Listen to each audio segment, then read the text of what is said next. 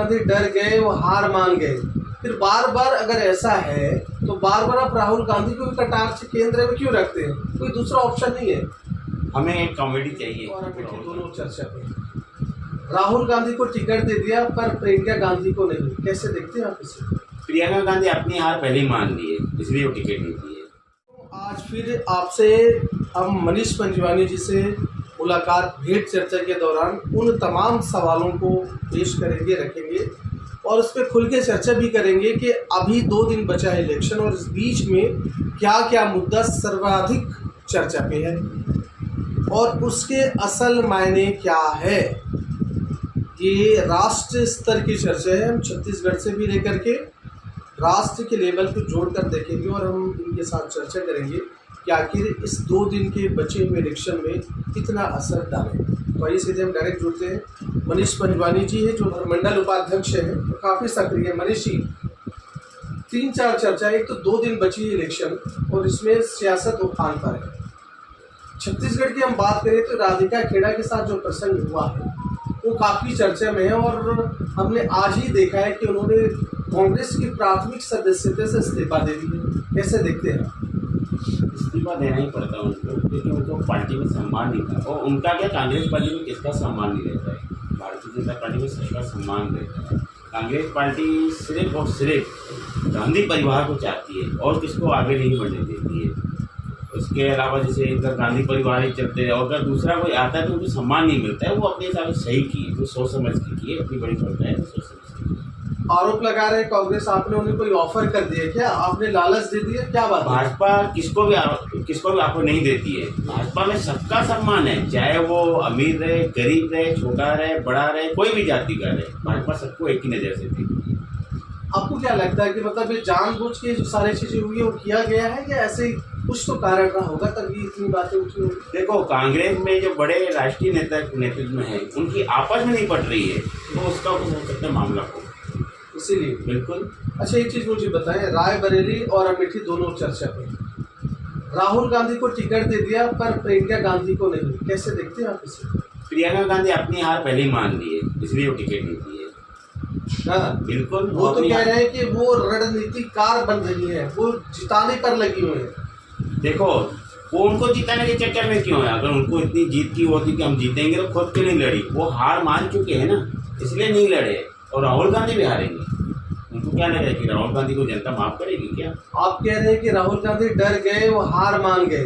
फिर बार बार अगर ऐसा है तो बार बार आप राहुल गांधी को भी कटाक्ष केंद्र में क्यों रखते हैं? कोई दूसरा ऑप्शन नहीं है?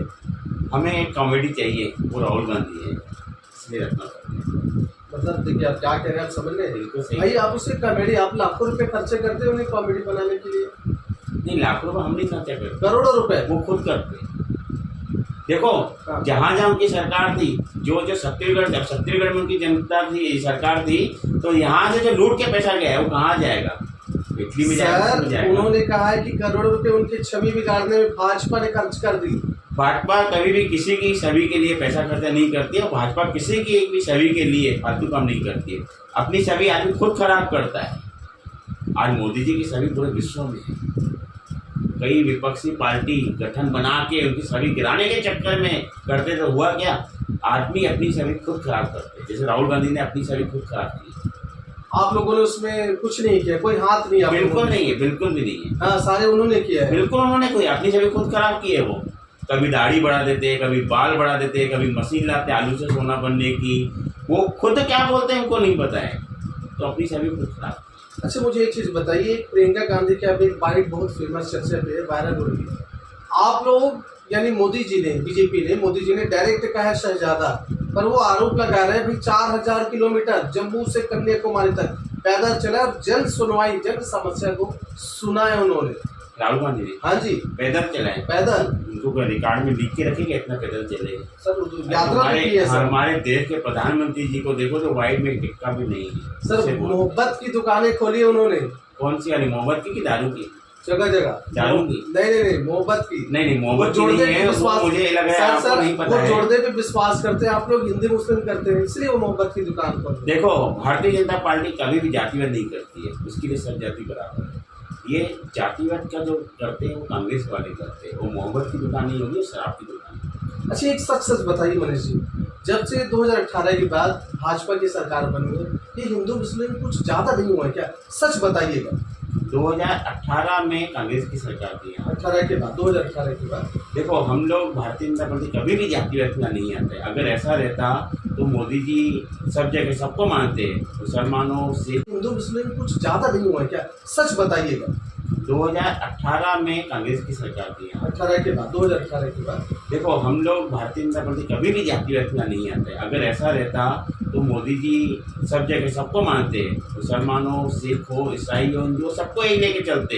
हमारी भारतीय जनता पार्टी में कभी भी ऐसे जातिवाद नहीं करते। ये जातिवाद करते हैं कांग्रेस वाले। सर, उनको शहजादा क्यों कहते हैं? वो राजकुमार थोड़ी है, वो भी तो वैसे आम आदमी है। अब शहजादा उसको उन्हीं के मम्मी पापा लोग बोलते हैं, बाकी तो लोग नहीं बोलते। नहीं, नरेंद्र मोदी जी ने बोला है, बल्कि ये तो ये आरोप लगाते हैं कि खुद नरेंद्र मोदी जी वैसे हैं, 10 लाख के सूट पहनते साहब। देखिए, अगर नरेंद्र मोदी जी 10 लाख का सूट पहनते तो राहुल गांधी करोड़ों का सूट पहनते और 10 लाख का सूट बनता नहीं है। और नरेंद्र मोदी तो साधारण हमारे जैसे आदमी हैं। हम अगर 500 की पहनते तो वो 500 का कुर्ता पहनते। कौन बोलते हैं 10 लाख का सूट पहनते? क्या उनके पास कोई बिल है? ये राहुल गांधी लोग कुछ भी बोलेंगे या कांग्रेस ही कुछ भी बोलेंगे तो हम इसमें विश्वास नहीं करते। कम से कम 2 लाख 4 लाख की चश्मे आरोप लगाते हैं, 10 लाख की सूट और कम से 1 लाख की पेन लेके चलते हैं मोदी। तो उन्होंने क्या कांग्रेस वाले गिफ्ट किए है क्या? विदेश से लाते हैं सर, विदेश से बनती है सारी। देखिए, विदेश के लोग आरोप लगा रहे हैं तो मोदी जी विदेश की चीज़ यूज भी नहीं करते। हम भारत को करते हैं, भारत को आगे बढ़ाएं। जब प्रधानमंत्री दूसरों को लिए बोलते हैं कि भारत की जो इंडिया की जो यूज करो, तो खुद प्रधानमंत्री जी वहाँ से क्यों मंगाएंगे?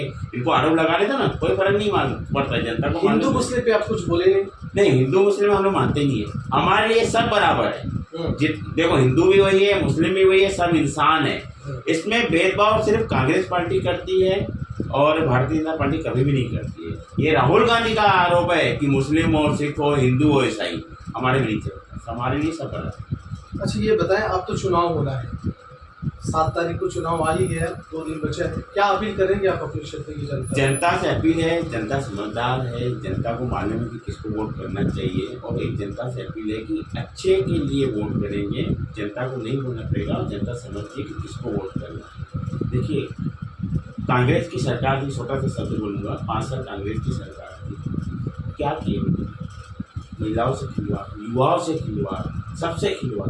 भारतीय जनता पार्टी कभी खिलवाड़ नहीं करती। आए हुए सरकार में 3 महीने में महतारी बंधन चालू हो गया, किसानों को पुराना बकाया बोनस मिल गया। सर, 5 साल सोनी जी थे यहाँ, सुनील सोनी जी सांसद, उन्होंने 5 ऐसे काम कर दिए जिसे आप तारीफ कर रहे हैं। देखिए, तारीफ तो देखिए काम पे आपका बताएं, सुनील सोनी जी का काम बताएं, 5 बताइए जो सांसद रहे। आज प्रधानमंत्री आवास योजना सुनील सोनी जी यहाँ लाए, 16,000 करोड़ रुपए इनकी सरकार को दिए। इनकी सरकार को इतना नहीं हुआ कि 40% उनको पैसा देना है, प्रधानमंत्री योजना बनना चाहिए, ये पैसा वापस चलेगा। जलधन योजना, जलधन योजना का पैसा केंद्र से आता है हर परिवार के लिए, पर इन्होंने नहीं किया। सुनील सोनी जी ने उसके लिए भी लड़े हैं।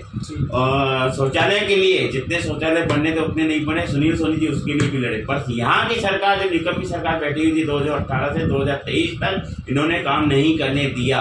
पर तभी भी सुनील सोनी जी ने ताकत लड़ा के जितना काम केंद्र से हो रहा था वो नहीं किए। तो आप देख रहे थे, कोई बेसिक सवाल था, हमने ज़्यादा लंबा नहीं खींचा क्योंकि इन कुछ मुद्दों पर, इन सवालों पर जवाब लेना ज़रूरी था। प्रियंका गांधी के सवालों को बात करें, चाहे रायबरेली से राहुल गांधी के लड़ने की बात करें, या छत्तीसगढ़ में राधिका खेड़ा से जिस तरीके से बदसलूकी हुई है और उन्होंने अपनी प्राथमिक सदस्यता से इस्तीफा दे दिया है, उन पर भी हमने डायरेक्ट सवाल पूछा। ये भी सवाल पूछा कि सुनील कुमार जो यहाँ के सांसद हैं, अभी 5 साल उन्होंने क्या कुछ किया। तो सारी चीज़ें आपके समक्ष सामने हैं। हाँ, एक हम भी इस माध्यम से अपील करेंगे कि 7 तारीख को सब घर से निकले। हालांकि ये बहुत मई की तपती धूप की महीना है, पर ज़रूर जल्दी जाएं और वोट ज़रूर करें। आपका वोट अमूल्य है।